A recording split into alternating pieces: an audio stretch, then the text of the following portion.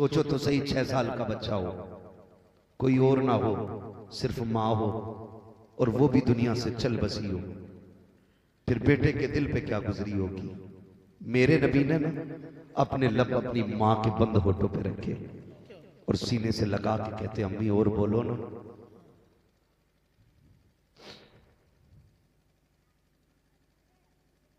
फरमाते अम्मी और बोलो ना। मोती से तेल भी फरमाते 2 मरतबा मेरे नबी ने कहा था, अम्मी और बोलो। अगर तीसरी मरतबा नबी कह देते तो मां को उठ के बैठना पड़ जाता। जैसी 2 मरतबा का अम्मी बोलो ना, उम्मे ऐमन ने कंधे पे हाथ रखा, कहा सुनो शहजादे, जो दुनिया से चले जाते हैं 4 साल मेरे नबी हजरत हलीमा सादिया के पास रहे। कितने साल? जोर से कितने? 4 साल हुजूर अपनी दाई अम्मी जो थी हजरत हलीमा सादिया, उनके पास 4 साल गुजारे। 4 साल के बाद पलट के फिर अपनी वालिदा के पास आए। बीच में आना जाना हुआ, लेकिन रहने के बाद तब आए जब आपकी उम्र शरीफ 4 बरस हो गई थी। तब आए और आकर के रहे। फरमाते लोगों, जो वक्त मैंने मां के साथ गुजारा था ना, वो आज भी याद आता है। क्या कमी है मेरे नबी के दामन में? किसी चीज की कमी? कायनात के खजानों की चाबी हुजूर की मुट्ठी में रखी है अल्लाह ने। 2000 से ज्यादा नाम रब ने दिए अपने महबूब को। 2000 से ज्यादा रब ने महबूब को अता फरमाया। लेकिन फरमाती कि मुझे आज भी मेरी मां की याद आती है। सोच तो सही, वो सैयदुल अंबिया है, लेकिन मां की याद सताती है। हुजूर फरमाते, मैंने कुछ दिन मदीना शरीफ में अपनी अम्मी के साथ गुजारे थे। सहाबा से फरमाया करते थे, मैं मां के साथ आया था तो यहां भी आया था, यहां भी आया था, यहां भी आया था। मेरे हुजूर फरमाते, मैं मां के पास बहुत कम वक्त रहा। कहते एक दिन मैं टहल के वापस आया तो ना मैंने घर में कदम रखा, मुझे मां नजर नहीं आई। बच्चे जब घर में दाखिल होते हैं ना, आम बच्चों की बात कर रहा हूं, तो अपनी अम्मी को आवाज देते हुए घर में दाखिल होते, मां को आवाज देते हुए दाखिल होते। फरमाते मैंने पहला कदम घर में रखा ना, आंगन खाली था। ख्याल आया बाप का साया पैदा होने से पहले उठ गया, आज मां भी नजर नहीं आ रही। ये सोच के भी इतना ख्याल आया था, रब ने महबूब के दिल पे इल्का फरमाया, इल्हाम फरमाया, महबूब परेशान ना हो, जाओ अम्मी अंदर है, अंदर चले जाओ। हुजूर फरमाते जब मैं अंदर गया ना, तो मेरी मां ना अंदर इस तरह से घुटनों पे हाथ बांध के बैठी थी, जो एक बैठने की पोजीशन होती है, घुटने खड़े थे और सर ना घुटनों पे रखा था। मैं गया, मैंने जाके ना अम्मी के कंधे पे हाथ रखा, अम्मी यहां हो? कहते जैसे इतना कहा, मेरी मां के चेहरा ऊपर उठाना, आंख में आंसू थे। फरमाते मैं मां की आंख के आंसू न देख सका। हुजूर ने ना मां के गले में हाथ डाला, हाथ डाला। एक कंडीशन होती है जो बच्चों की, एक प्यार में बच्चे गले में हाथ डालते, यूं माला बना के कहते मैंने हाथ डाला और मेरी मां रो रही थी। मैंने कहा मां किस लिए रो रही हो? कहती बेटे मां, आज मुझे ना तुम्हारे गुजरे हुए बाप अब्दुल्ला की याद आ गई है, आज उनकी याद ने रुला दिया है। हुजूर फरमाते, हुजूर ने ना अपने लब ना अपनी माँ के लबों पे रख दिए, अपने लब माँ के लबों पे रखे और हुजूर माँ को छुपा रहे हैं। अब हुजूर भी रो रहे हैं, सैयदा आमीना भी रो रही है। दोनों का अंदाज ये था, ये प्यार का आलम था, ये कुर्बत थी कि पैगंबर के आंसू सैयदा आमीना के रुखसार पर जा रहे थे और हजरत आमीना के आंसू पैगंबर इस्लाम के रुखसार पे आ रहे थे। अल्लाह अकबर। हुजूर माँ के गले में हाथ डाल के बैठे। जैसी माँ ने इतना कहा था ना, बेटे आज अब्दुल्ला की याद आ गई है, आज तुम्हारे गुजरे बाप की याद आ गई है।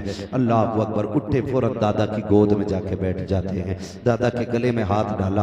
पोते और दादा का बड़ा अनोखा प्यार होता है, कभी सर पे चढ़ता है पोता, कभी सीने पे चढ़ता है पोता, कभी बाल पकड़ता है, कभी दाढ़ी पकड़ता है। लोग कहते हैं कि पोता पूत से ज्यादा प्यारा होता है दादा को। इसकी वजह जानते हैं? इसकी वजह यह है, दादा इसलिए पोते से ज्यादा प्यार करता है क्योंकि उसे पोते के बचपन में अपने बेटे का बचपन नजर आया करता है, इसलिए दादा पोते से ज्यादा प्यार करता है।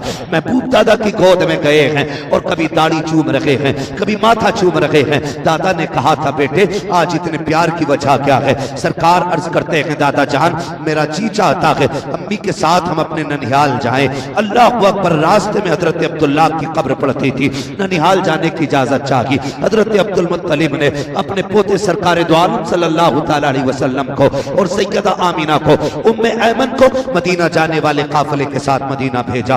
कुछ दिन मदीने शरीफ में मेरे नबी ने जिंदगी गुजारी अम्मी के साथ। वापस पलटते हुए अपने वालिद की कब्र पर हाजिरी हुई है। सैयदा आमीना ने हाथ पकड़ा महबूब का, कहा अब्दुल्ला देखो तुम अकेला छोड़ के आए थे, मैं तुम्हारे चमन का कितना प्यारा फूल मोहम्मद लेके साथ आई हूँ। अल्लाह अकबर। वहीं से तबीयत बिगड़ना शुरू हुई है।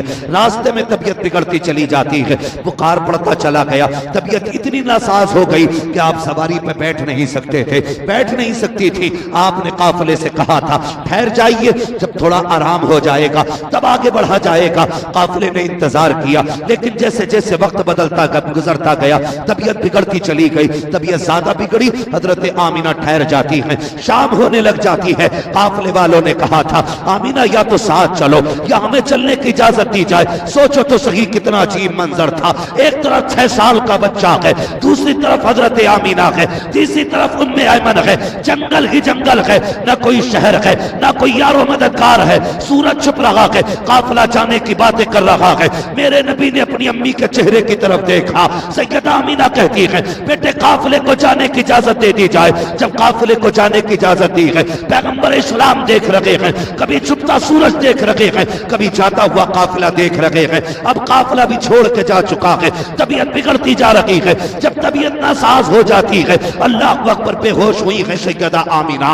मेरे नबी दौड़ के आए हैं, माँ के सर को गोद में रखा है, रोने लग जाते हैं। अल्लाह अकबर। जैसे नबी के आंसू माँ के रुखसार पर पड़े हैं, सैयदा आमीना की आंख खुल जाती है। आंख को खोला सैयदा आमीना ने, उठ के बैठ जाती है, बेटे को सीने से लगाया, फरमाया शहजादे आंसू ना बहा, शहजादे आंसू ना बहा। उसके बाद उम्मे ऐमन को बुलाया और बुलाने के बाद कहती हैं उम्मे ऐमन करीब आई है। हजरत उम्मे ऐमन को बुलाया, माँ माँ होती है यार, कहती उम्मे ऐमन लो आज से मेरा बेटा तुम्हारे हवाले है, आज से मेरा शहजादा तुम्हारे हवाले है। उम्मे ऐमन याद रखना जब माएँ बचपन में चली जाती हैं तो बेटे दीवारों से लग के रोया करते हैं। देख मेरे जाने का वक्त आ गया है, मेरा बेटा दीवार से लग के नहीं रोना चाहिए, मेरे बेटे को मेरी कमी महसूस नहीं होनी चाहिए। मुअर्रिखीन ने लिखा है जब ये जुमले सैयदा आमीना कह रही थी उस वक्त जमीन कांपने लग गई थी।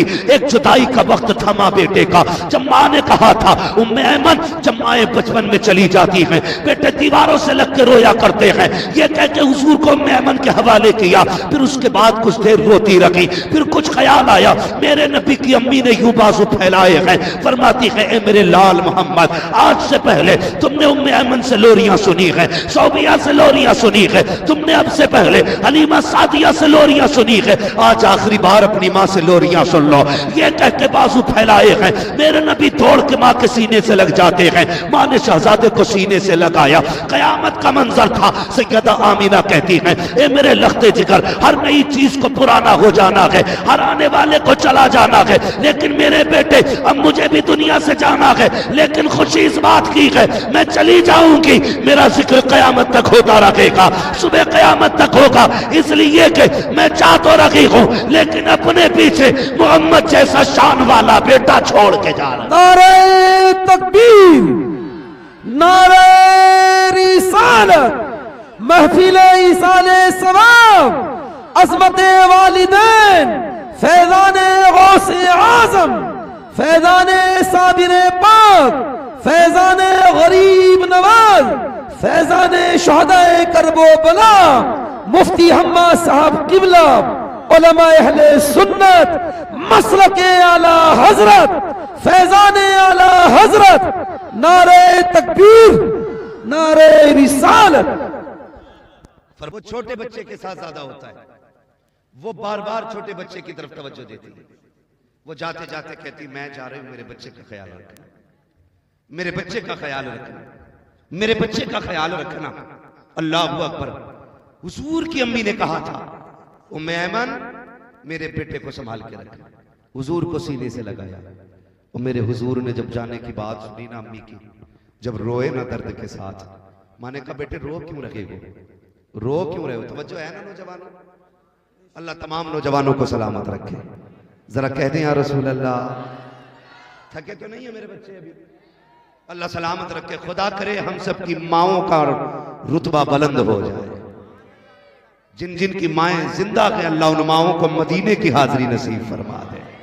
हुजूर की अम्मी के सदक़े में अल्लाह जो माएँ दुनिया से चली गई हैं उन्हें जन्नत अता फरमा दे। हाँ, मैं इसलिए ज्यादातर नौजवानों से बात करता हूँ क्योंकि उकाबी रूह जब बेदार होती है जवानों में नजर आती है उनको अपनी मंजिल आसमानों में। मैं चाहता हूं मेरी कौम का नौजवान तैयार हो और हर घर से माँ ये कहे जैसा लाल रब ने मुझे दिया है ऐसा सबको अल्लाह अता फरमाए। करेंगे ना इंशाअल्लाह माँ की खिदमत। चलें आगे, अल्लाह आपको सलामत रखे। गौर कीजिएगा, उम्मे ऐमन हुजूर की अम्मी फरमाती है ना, मेरे लाल मेरे बेटे, मेरा दुनिया से जाने का वक्त आ गया लेकिन तुम आंसू ना बहाना। कहा क्यों? कहा रब ने तुझे निराली शान अता फरमाई है। रब ने निराली शान अता फरमाई है कि जब तू पैदा हुआ तो कोई ऐलान कर रहा था कि आने वाले जमाने में इसका एक अपना मकाम होगा, सारा जमाना इसका गुलाम होगा, ये सारे जमाने का इमाम होगा। सुभान अल्लाह, सुभान अल्लाह। ये कहते कहते हजरत आमीना की जबान बंद हो गई। जब जबान बंद हुई ना, हुजूर ने मां का सर अपनी गोद में रख लिया क्या और हुजूर की बातें करते करते दुनिया से चली गई। बातें क्या थी? हुजूर की नातें थी। जब बातें करते करते दुनिया से गई, सोचो तो सही 6 साल का बच्चा हो, कोई और ना हो, सिर्फ माँ हो और वो भी दुनिया से चल बसी हो, फिर बेटे के दिल पे क्या गुजरी होगी। मेरे नबी ने ना अपने लब अपनी माँ के बंद होठों पे रखे और सीने से लगा के कहते अम्मी और बोलो ना।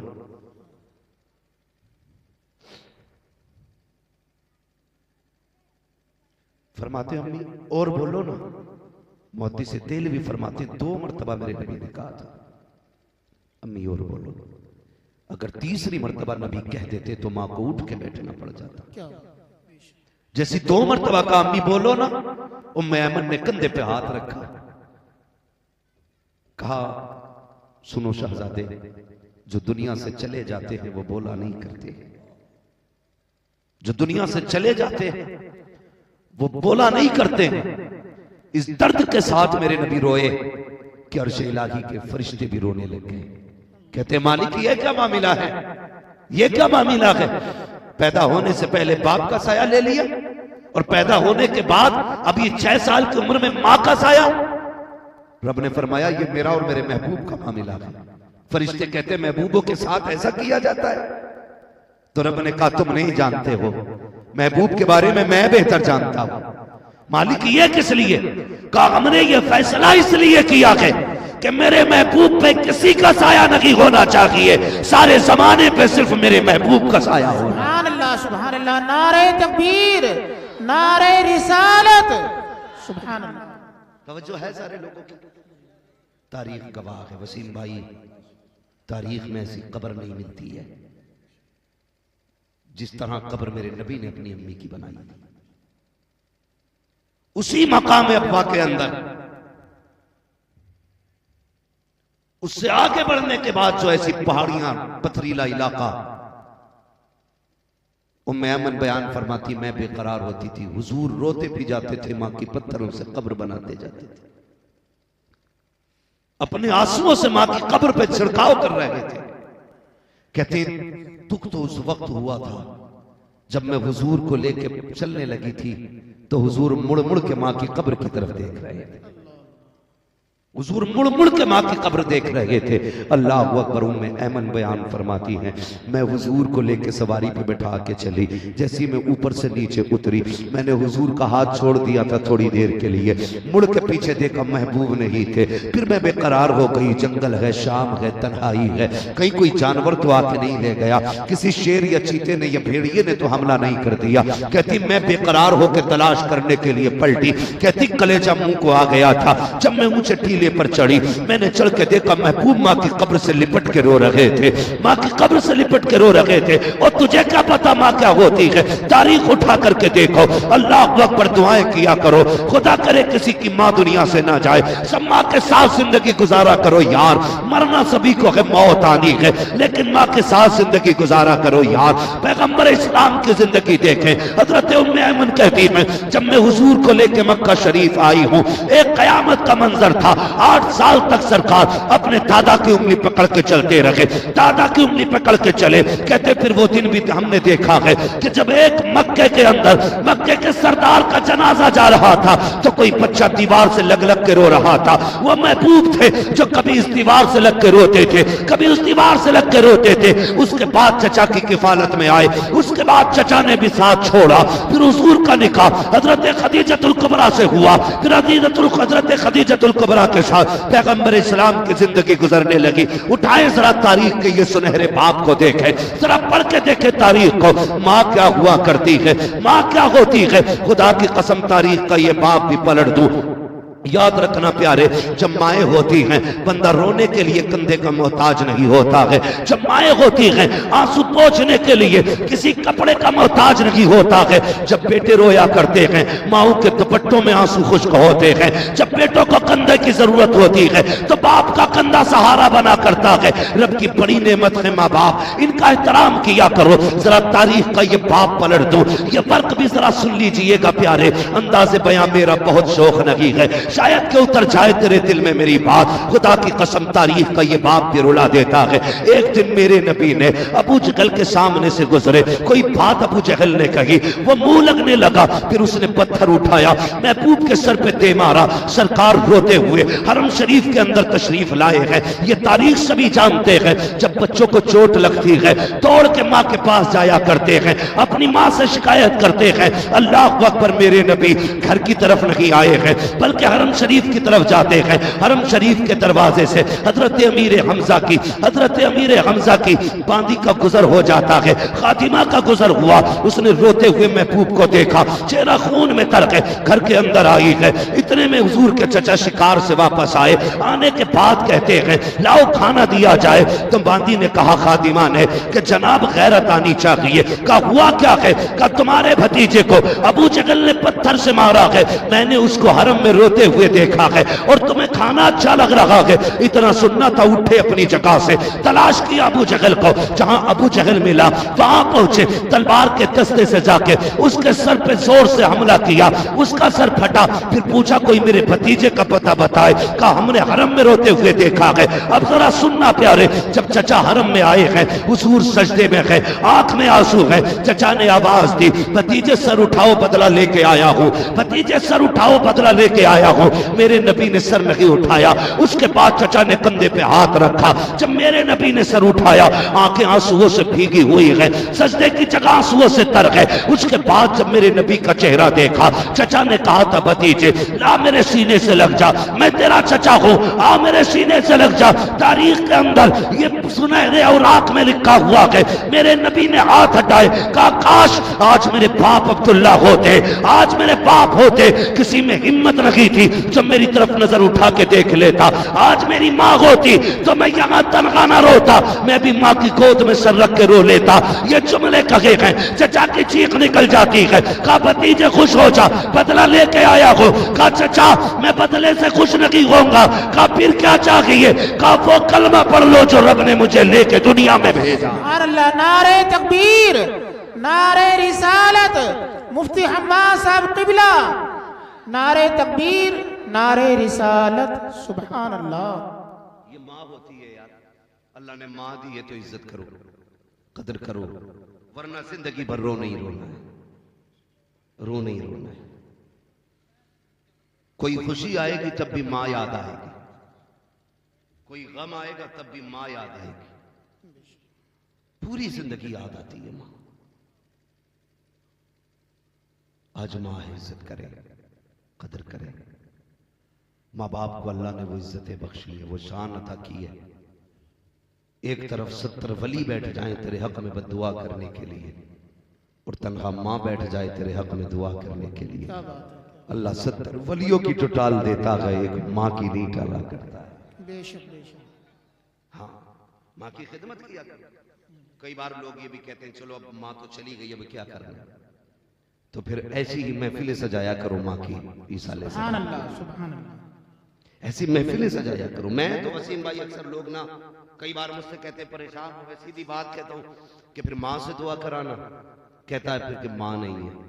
मैं कहता हूँ जा कब्रिस्तान जा, वो कब्र में लेटी है, उसे तेरा इंतजार है, क्या बात। जा खड़ा हो कब्र के पास जाके हाथ उठा, सूरे फातिहा पढ़, जो सूरत आयतें तुझे आती हैं वो पढ़, जो दुरूद या नात तुझे आता है वो पढ़। वो पढ़ने के बाद माँ की रूह को बख्श दे। तेरी कोई परेशानी है ना, माँ की कब्र पे कह अम्मी परेशान हूं, दुआ कर देना। खुदा की कसम जितने माँ बाप जिंदगी में काम आया करते हैं उससे भी ज्यादा मरने के बाद काम आया। बेशक बेशक सुभान अल्लाह। लेकिन हमें वक्त ही कहाँ माँ बाप की कब्र पे जाने का, वक्त ही नहीं। साल में 2 दिन ऐसे आते हैं जिसमें जवान अक्सर कब्रिस्तान जाया करता है, शबे कद्र और शबे बारात। इन 2 रातों में अक्सर नौजवान कब्रिस्तान जाते हैं। लेकिन यार कभी कभी तकलीफ होती है, कब्रिस्तान जाते हैं ना तो कब्रों की सफाई करते हैं, झाड़ू लगाते हैं, अगरबत्ती मोमबत्ती लगाते हैं। ऊपर की सफाई से अंदर वाले को क्या फर्क पड़ता है, थोड़ा सा बताया जाए। आपने झाड़ू लगा दी, लाइट लगा दी, अंदर भी पहुंचा उसका उजाला, बोले अंदर पहुंचेगा उसका उजाला। आपने जो ऊपर सफाई की है उस सफाई का असर नीचे पहुंचेगा। तुम बल्ब लगा के, झाड़ू लगा के, अगरबत्ती लगा के लौटते हो, अंदर से मां कहती है पगले ये तो तूने अपनी सफाई की है, ऊपर का उजाले का इंतजाम किया, थोड़ा सा अंदर भी उजाला करके चला जा। सुभान अल्लाह। वो कैसे उजाला होगा? उस उजाले का तरीका यह है भले ऊपर अगरबत्ती ना लगा, ऊपर चिराग ना जला, रब ने तुझे कुरान पढ़ने की तौफीक दी, हाथ उठा के पढ़ ले और फिर उसकी रूह को बख्श दे। अंदर से आवाज आएगी नादान है वो लोग जो ऊपर चिराग जलाते हैं, मैं कितनी नसीब वाली हूं जिसने कब्र के अंदर चिराग के लिए रब ने मुझे तेरे जैसा बेटा दे दिया। सुभान अल्लाह। रब ने तेरे जैसा बेटा अंदर के रोशनी के लिए, भाई अंदर की फिक्र किया करो। माँ बाप की कब्र के अंदर उजाला करें, कब्र के अंदर उजाला करें। तो अगर कोई काम बिगड़ा हुआ चलता है ना, मैंने वसीम भाई कई लोगों को बताया हजरत जी, और ये मेरा तजर्बा भी है जी, ये मेरा तजर्बा, मैंने देखा जिन लोगों को मैंने बताया ना कि हर हफ्ते माँ के नाम की कुरान खानी करा, अल्लाह ने फिर उनकी मुसीबतें टाल दी। सुभान अल्लाह सुभान अल्लाह। एक कह रहे आप अपना मजार पे चले जाओ, 40 दिन अगरबत्ती लगा के आओ, काम हो जाएगा। मैंने कहा ठीक है, बेशक अल्लाह वाले हैं, लेकिन सबसे बड़ा वली तो घर के अंदर लेटा हुआ है यार।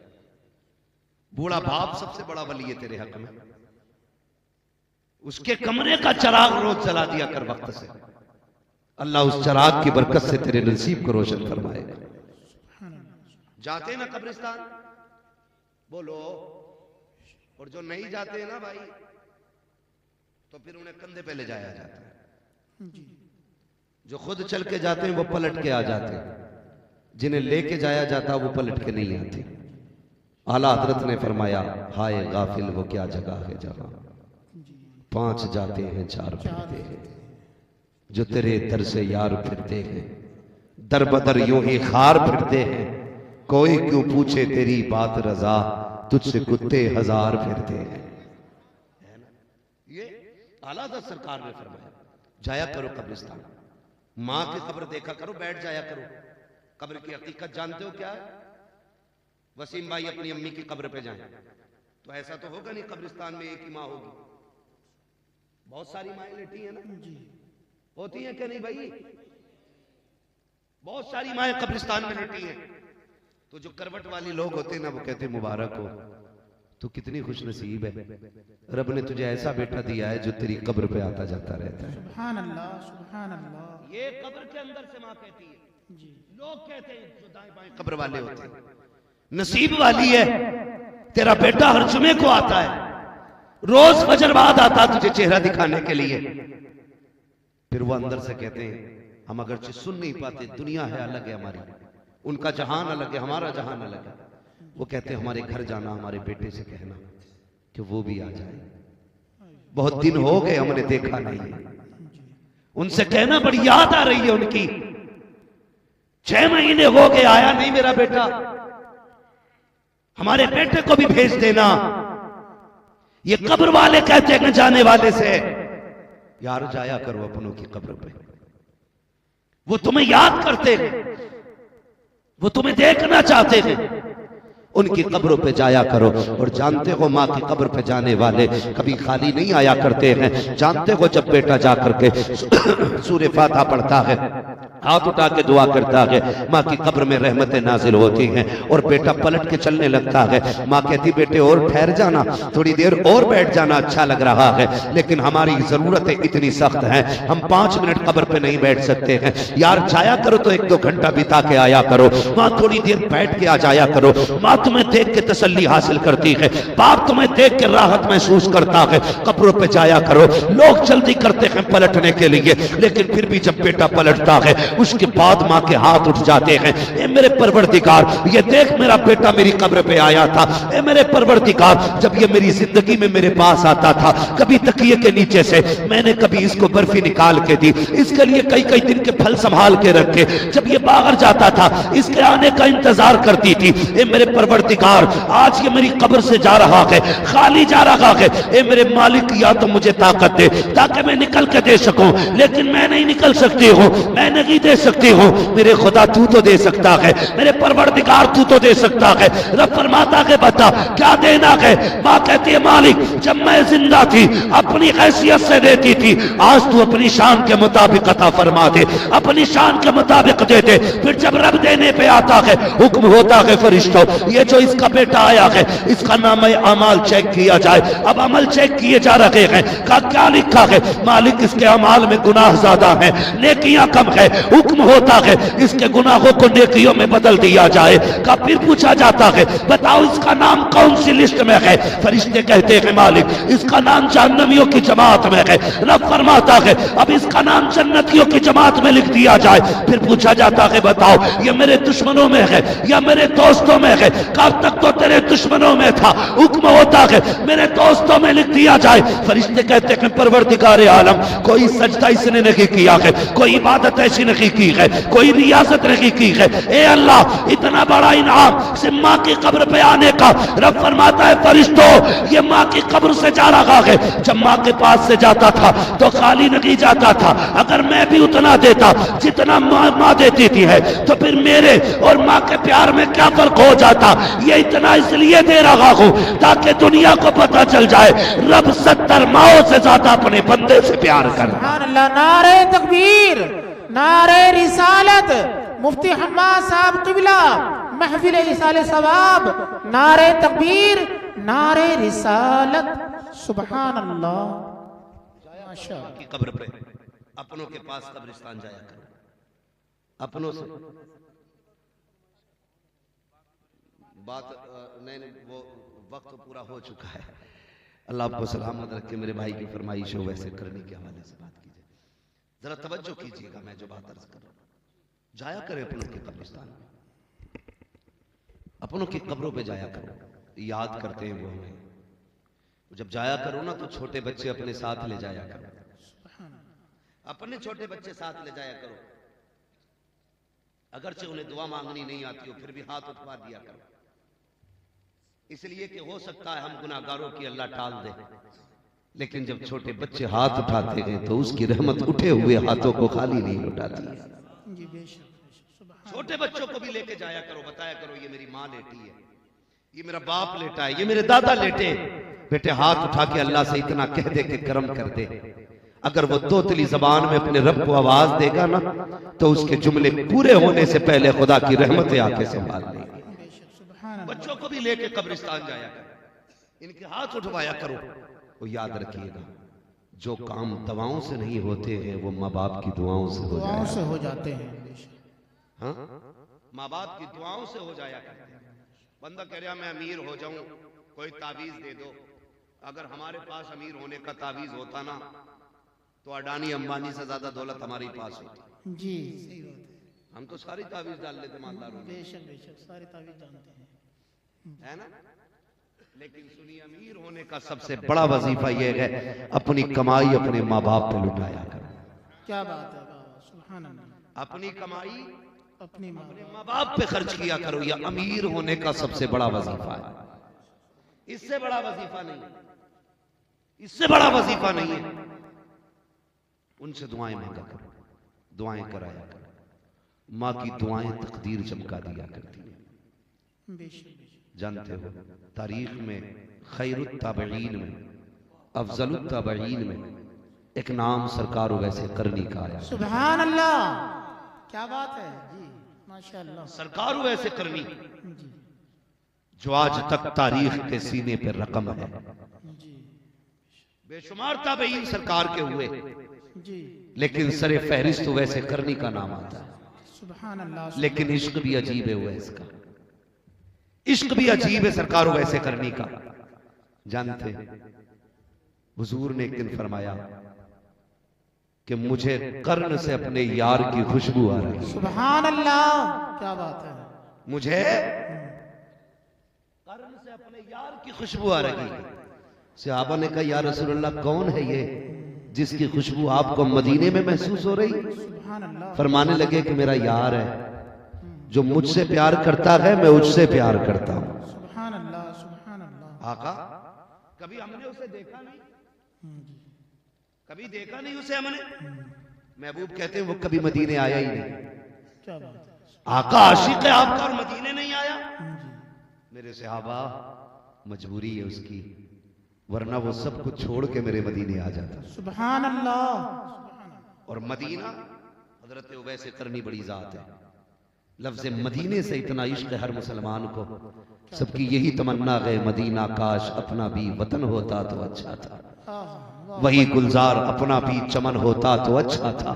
निकल जाता हमारा तम नबी का नाम ले लेकर, मदीने में मेरा गोरो कफन होता तो अच्छा था। सुभान अल्लाह। है ये हर आशिक की आवाज है मदीना शरीफ के लिए। और फिर वो तो उवैस है कि मुझसे इश्क करता है, मजबूरी है। हुजूर क्या मजबूरी है? का मां का इकलौता है, कोई और है भी नहीं। मां की खिदमत करता है, मां को छोड़ के नहीं आ सकता। हुजूर वो आ नहीं सकता मां को छोड़ के आपके लिए। कहने लगे उसकी मजबूरी यह है कि मां नाबीना है, मां नाबीना। आंखों से अंधी है, वो उसे छोड़ के नहीं आ सकता। लेकिन फरमाया मेरे नबी ने एक दिन खुद भी मेरे साथ फरमाया, मेरे बाद अली और उमर मुलाकात करेंगे मेरे उवैस से। कहना जब मुलाकात हो ना तुम्हारी, मेरे उवैस से कह देना मेरी उम्मत के लिए मगफिरत की दुआ कर दे। सुभान अल्लाह, सुभान अल्लाह। क्या बात। किस चीज की? मगफिरत की दुआ। मगफिरत की दुआ कर दे, मेरी उम्मत की बख्शिश की दुआ कराना। या रसूलल्लाह उवैस से? फरमाया हाँ, कि वो रब का इतना प्यारा है जब वो हाथ उठा लेता है तो रब भी उसकी नहीं टाला करता है। सुभान अल्लाह। समझ रहे हैं? जब वो हाथ उठा लेता है ना तो रब भी उसकी नहीं टाला करता है। एक दिन ना वैसे करने का इश्क इतना था हुजूर से कि जब कोई मदीने शरीफ से आता ना तो उससे पूछते किधर से आ रहा है, वो कहता मदीना शरीफ से। तो उसकी खिदमत करते, उसे दूध पिलाते और उससे कहते ला तेरे तलवे चूम लूं। वो कहता क्यों? तो रो के कहते तेरे कदमों ने मेरे महबूब के शहर की मिट्टी को चूमा। सुभान अल्लाह, सुभान अल्लाह। ये इश्क है, ये इश्क है वैसे करने का। इतना इश्क फरमाते एक दिन मां के पैर दबा रहे। मां तो मां होती है, पैर दबाते दबाते आंख में आंसू आ गए और जैसी आंसू का पहला कतरा मां के पैर पे गिरा ना तो मां ने आंसुओं की गर्मी से बेटे के दर्द का अंदाजा लगा लिया। आंसू की गर्मी से बेटे के दर्द का अंदाजा। मां ने कहा वैस जी अम्मी बड़ी तकलीफ है कोई? हाँ मां आज महबूब की बड़ी याद आ रही है। क्या बात। मां अगर आज भी ना गया ना तो मेरा कलेजा फट जाएगा। माँ ने इतना सुना, बेटे को सीने से लगाया। अच्छा, आज बड़ी याद आई है यार की? हाँ अम्मी, आज इजाजत दे दे, आज उसके बगैर करार नहीं आ रहा है।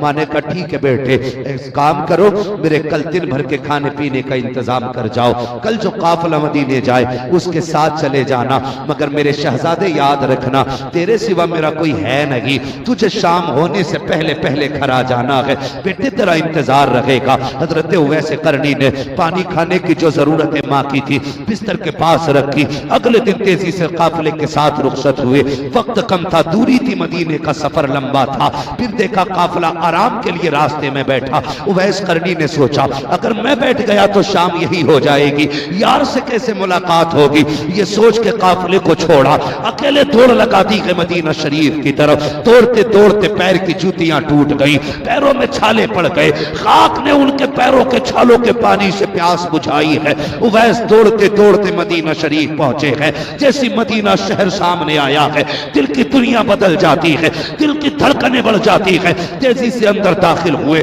खाके मदीना को बोसा दिया। कुछ बच्चे खेल रहे थे, उनके सीनों उनके माथों को चूमा। कहा यार नसीब वाले हो, तुम उस शहर में रहते हो जिसमें मेरा यार रहता है, तुम उसी शहर में सांसें लेते हो जिसमें मेरा महबूब सांसें लेता है। कहा बताओ मेरा महबूब कहाँ मिलेगा? किसी ने कहा फला जगह मिलेगा। दौड़ते हुए वहां पहुंचे, कुछ लोगों से मुलाकात हुई। कहा बताओ हुजूर कहाँ मिलेंगे? किसी ने कहा मस्जिद नबी चले जाओ, वहीं पे हुजरे आयशा है, वहीं पे हुजूर से मुलाकात हो जाएगी। ये सोच करके मस्जिद नबी तशरीफ लाए। दरवाजे अक़दस पे दस्तक दी, अंदर से आवाज आई मन दक्कल बाब। दरवाजा किसने बजाया है? कहा मैं परदेसी हूँ, हुजूर से मुलाकात करनी है। अंदर से आवाज आई परदेसी महबूब बाहर गए हैं, अगर इंतजार कर सकते हो तो करो, जब तक आका नहीं आ जाते मुलाकात कैसे होगी? अल्लाह अकबर। वैसे करनी ने इतना सुना, कब तक आएंगे मेरे महबूब? कहते पता नहीं कितना वक्त लगेगा, अभी अभी बाहर चले गए हैं। इतना सुनना था, ऐसा लगता था जैसे हसरतें टूट गई हो, उम्मीदों पे बिजलियां गिर गई हो। हजरत वैसे करनी बेकरार हो जाते हैं, अब परेशान होकर कहते हैं उम्मुल मोमिनीन अगर नसीब में हुजूर की जियारत नहीं तो क्या, दरवाजा खोल दीजिए, आप पर्दे में हो जाइए। क्या करोगे परदेसी? का मैं उस जमीन को चूमना चाहता हूँ जिस जमीन पे मेरा यार चला करता है, मैं उस बिस्तर को चूमना चाहता हूँ जिस बिस्तर पे मेरा महबूब बैठा करता है। अल्लाह अकबर। हजरत आयशा सिद्दीका फरमाती है उवैस करनी अंदर आए। आने के बाद मैंने देखा कभी वो दीवार को चूम रहे थे, कभी मेहराब को चूम रहे थे, कभी सुतूनों को चूम रहे थे, कभी हुजूर के बैठने वाली चटाई को चूम रहे थे। मैंने कहा दीवाने अगर इतना ही इश्क है तो ठहर क्यों नहीं जाता? तो दीवाने ने कहा था अल्लाह अकबर का उम्मुल मोमिनीन मजबूरी है, वरना पूरी जिंदगी तो इसकी राहों में बैठ के गुजार देता, पूरी जिंदगी गुजार जाता। रोते हुए वापस जाने लगे, कहते उम्मुल मोमिनीन मेरा महबूब आ जाए तो मेरा सलाम कह देना, मेरे महबूब से मेरा सलाम कह देना। ये कहते उवैस मदीना शरीफ से लौटे हैं। थोड़ी देर गुजरी है कि सरकार तशरीफ ले आते हैं। जैसी आका ने कदम रखा है लंबी लंबी सांसें लेना शुरू की है। फरमाते हैं आयशा बता तो सकी क्या कोई आकर के गया है? कहा जी या रसूल अल्लाह, एक दीवाना आया था, पुराने कपड़े थे, मिट्टी लगी थी बालों पे, एक दीवाने वाली कैफियत थी। सरकार मुझे यह नहीं पता कि वो था कौन, लेकिन कभी मिंबर को चूम रहा था, कभी बिस्तर को चूम रहा था, कभी मसनद को बोसे दे रहा था। मेरे नबी की आंख में आंसू आ गए। फरमाया आयशा खुशबू बता रही है मेरा उवैस आकर के गया है, मेरा यार आकर के गया है। अल्लाह अकबर। इसके कहने के बाद मेरे नबी ने फरमाया उमर जल्दी कीजिएगा, मेरे उवैस को तलाश करके लाओ। हजरत उमर ने दौड़ लगाई, तब तक उवैस करनी मदीना छोड़ चुके थे। दौड़ते दौड़ते शाम से पहले अपने घर पे दरवाजे पे दस्तक दी। माँ तो माँ होती है, जैसी आहट हुई है, माँ अंधी थी, आवाज दे के कहती है बेटे उवैस आ गए हो? बस इतना कहना था, चीख निकल जाती है उवैस करनी की। रोते हुए माँ की खिदमत में आए। माँ ने कहा शहजादे अब बता तो सही, जिसकी तू बातें करता है अब तो तू देख के आया है, बता उसका चेहरा कैसा था, उसकी आंखें कैसी थी, उसके लबो रुखसार के किस्से सुना, बताना मिला था तो क्या कहा था, जब मुलाकात हुई थी तो क्या हुआ था। चीख निकली उवैस करनी की। कहते माँ मुलाकात ना हो सकी। माँ ने कहा क्यों? कहा जब मैं गया वो बाहर जा चुके थे। कहा बेटे ठहर जाता। कहा माँ कैसे रुक जाता? तूने हुक्म दिया था सूरज छुपने से पहले आना था। ए माँ अगर रुक जाता तेरे हुक्म की नाफरमानी हो जाती। अल्लाह अकबर। जैसे इतना सुना माँ ने कहा जल्दी आ सीने से लग जा। माँ ने बेटे को सीने से लगाया। बुढ़ापे में कांपते हुए हाथ उठाए, वो पुराना आंचल उठाया। कहती मेरे परवरदिगार मेरे बेटे ने मेरी इज्जत के लिए मेरी मोहब्बत में यार का चेहरा छोड़ दिया है। ए मेरे मालिक ये माँ दुआ करती है जगह जगह मदीने वाले का जिक्र हो, वहां वहां मेरे शहजादे का जिक्र होता। नारे तकबीर, नारे रिसालत, मुफ्ती हम्माद रजा साहब किबला, फैजाने गौसे आजम, फैजाने साबिरे पाक, फैजाने गरीब नवाज, अजमते वालिदैन, अजमते वालिदैन, उलमाए अहले सुन्नत। नारे तकबीर, नारे रिसालत। बहुत खूब माशाअल्लाह। ये उस कमजोर माँ की दुआ का असर है। जहां जहां महबूब का तस्करा होता है वहां वहां वैसे करनी का तस्करा होता है, वहां वहां वैसे करनी का तस्करा होता है। यार दुआएं ले लिया करो माँ बाप से, क्या बात है, बहुत दुआएं ले लिया करो माँ बाप से। खुदा की कसम किस्मत जाग जाएगी, किस्मत जाग जाएगी। दुआएं कराया करो माँ से। नसीब वाले हैं जिनके घर में दुआएं करने वाली माएँ मौजूद हैं। सुभान अल्लाह, सुभान अल्लाह। हाँ दुआएं करने वाली माँ मौजूद है। बीवी से भी दो बातें सामने बैठ के कह दिया करो, सुन तेरी जन्नत मेरी रजा में है, मेरी जन्नत मेरे माँ बाप की रजा में है। सुभान अल्लाह, सुभान अल्लाह। हाँ अगर अपनी जन्नत बचाना चाहती है तो मेरी जन्नत मेरे हाथ से जाने न देना। सीधी बात। मैं ये नहीं कहता बीवी को उसको हक ना दो, उसका जो हक है वो मार लो, नहीं इसकी इजाजत नहीं देते। बीवी का उसका हक दो, लेकिन माँ बाप को भी अकेला ना छोड़ो। जी बेशक। वो गुस्सा भी होते, नाराज भी होते, डांटेंगे भी, गालियां भी देंगे। वो गालियां दें ये बुरा नहीं है, तो उनसे मुंह टेढ़ा करके बैठ जाए ये बुरा है। वो कुछ भी कहते रहे तू अपना काम करता रहे। तेरी जिम्मेदारी उनके तलवों को बोसा देना है तो फिर चूकता रहे। तू अपना काम करता रहे, खुदा की रहमतें अपना काम करती रहेंगी। बेशक बेशक। करेंगे इंशाल्लाह माँ बाप की कदर, इंशाअल्लाह करेंगे इंशाल्लाह। खुदा करे कि हमारी माएँ हमारे बाप हमसे राजी रहे। जी आमीन। माँ बाप है दोनों की खिदमत करना है। खाली माँ की शान सुन के ये ना लिखवा दिया करो गाड़ी पे ही मेरी माँ की दुआ है, बिल्डिंग पे मत चिपका दिया करो ये मेरी माँ की दुआ है। लिखा करो तो दोनों लिखा करो ये मेरे माँ बाप की दुआ है। बेशक बेशक। सुभान अल्लाह। इसलिए कि अगर उसमें माँ की रातों के सजदे छुपे हैं ना तो उस तरक्की में बाप के माथे का पसीना भी लगा है। बेशक बेशक। दोनों चीजें याद रखा करो, बाप के माथे का पसीना भी है उसमें। माँ के रथ जगे हैं तो बाप के दिन चढ़े भी उसी के अंदर है। इसलिए माँ की भी इज्जत करनी है और बाप की भी इज्जत, और बाप की भी इज्जत। बाप की भी इज्जत करनी है। बाप को भी सर पे रखना है, माँ को भी सर पे रखना है। सर्दी आ गई है, काफी कड़ाके की ठंड है, बेटा नया कंबल ओढ़े, अम्मा अब्बा वही पुराना फटा कंबल ओढ़े। गैरत आनी चाहिए ना, खुद फटा कंबल ओढ़ो, माँ बाप को नया कंबल ओढ़ाओ। सुभान अल्लाह। माँ बाप को नया कंबल ओढ़ाओ। जब तुम कमजोर थे वो ताकतवर थे, तुम्हें मजबूत चीज देते थे। आज तुम ताकतवर हो, वो कमजोर है, तुम उन्हें मजबूत चीजें दो, तुम उन्हें मजबूत चीजें दो, उनकी खिदमत करो।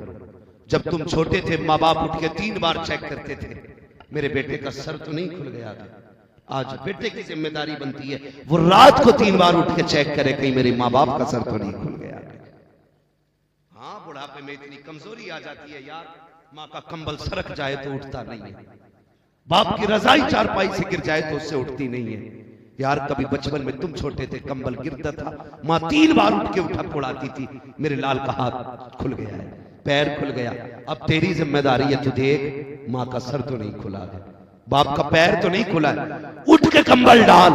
अगर तू बुढ़ापे में उनके साथ ये करेगा ना तो खुदा कयामत के दिन तेरे ऐबों पे पर्दे डाल देगा। बेशक। सुभान अल्लाह। हमारे ऐब छुपा दिए जाएंगे। इसलिए माँ बाप की खिदमत करें, उन्हें वक्त दे। मेरे बच्चों माँ बाप कभी 150 रुपए दें जो तुम्हारी ख्वाहिश से कम है, तुम्हारी जरूरत से कम है ना, उन पे अकड़ के जवाब न दिया करो। उनके मैं मानता हूं तुम्हारा खर्चा 500 रुपए का है जायज, बाप ने अगर 200 दिए बिस्मिल्लाह पढ़ के रख लिया कर, ये तेरी नजर में कम है, खुदा की रहमतों की नजरों में बहुत ज्यादा होते हैं। जी बेशक, सुभान अल्लाह। अल्लाह 200 में भी 2000 की बरकत अता फरमा देगा। बेशक बेशक। लेकिन शर्त है बिस्मिल्लाह पढ़ के उसे रखा। और ये सच्ची बात है वसीम भाई, आज हम लोगों के पैसे वो में अकाउंट में लाखों रुपए रहते हैं, लेकिन मजा नहीं आता। मजा कब आता था? जब मां अपनी मुट्ठी से निकाल के 5 का नोट देती थी तो मजा आ जाया करता। सुभान अल्लाह। आज भी अगर सुकून चाहते हो ना तो वक्त बे वक्त माँ बाप से पैसे मांगते रहा करो, ताकि तुम्हें उस बचपन वाली मोहब्बतों के मजे आते रहा करें। करेंगे इंशाल्लाह। इंशाअल्लाह। बीवी के साथ अक्सर खाना खाते और खाया करो। बीवी के साथ खाना खाना ये हमारे महबूब की सुन्नत है। जी सुभान अल्लाह। ठीक है जी। लेकिन कभी कभार अम्मा अब्बा के साथ भी खा लिया, एक ही सुन्नत पकड़े बैठे। जी।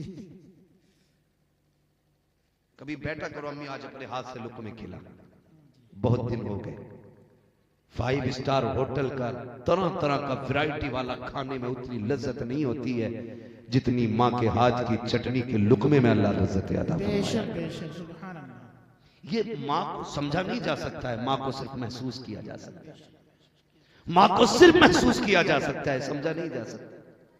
कौन समझ सकता? बड़े से बड़ा लामा लेके आओ, बड़े से बड़ा मुफस्सिर ले आओ, प्रोफेसर ले आओ, खुदा की कसम मदरसे वालों ने इस चीज को महसूस किया। जब हम बाहर से आते हैं तो हमारी माँ को बड़ा इंतजार रहता है।